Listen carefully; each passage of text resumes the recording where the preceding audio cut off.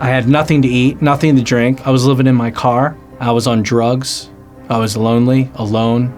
I remember having to go to a soup kitchen at a church because I didn't have any food.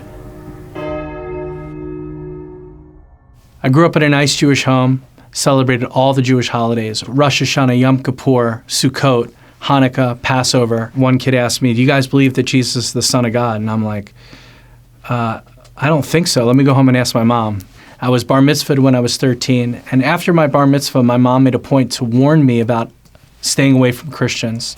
She used to tell me that if anyone rolled up in a black car with black tinted windows and guys in suits got out, don't answer the door because it could be the Nazis.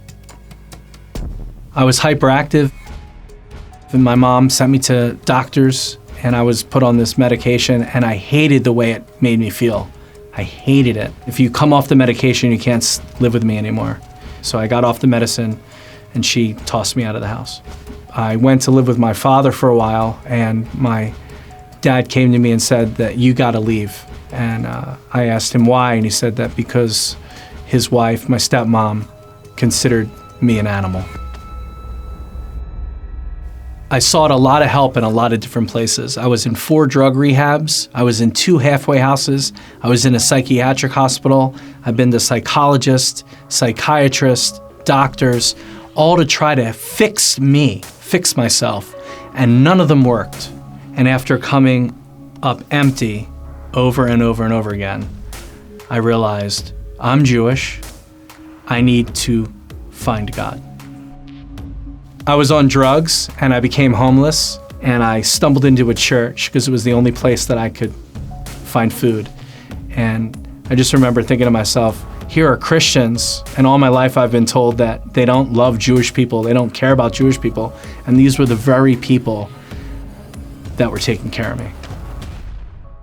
I remember saying to myself, God, I really want to know you. I really, really need to know you. And I always had a connection, always believed that there was God out there, but I didn't know him personally. So I bumped into a man that looked like an Orthodox Jew. I asked him, I said, are you religious, Orthodox Jew? He says, no, I'm Messianic.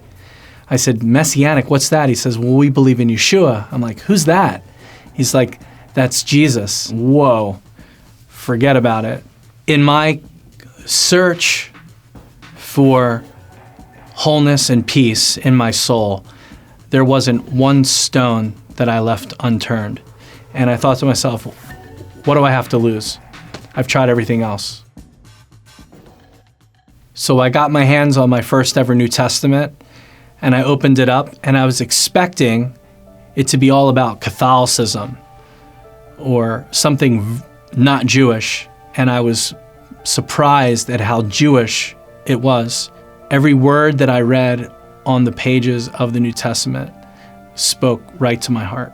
It was almost like God could see into my heart and could see how fearful I was and was speaking right to my fear, right to my anxiety. And I remember saying to myself, why didn't somebody tell me this sooner? Jesus never studied psychology in university, but his very words spoke to me better than any doctor has ever spoken to me. His words spoke right to my heart.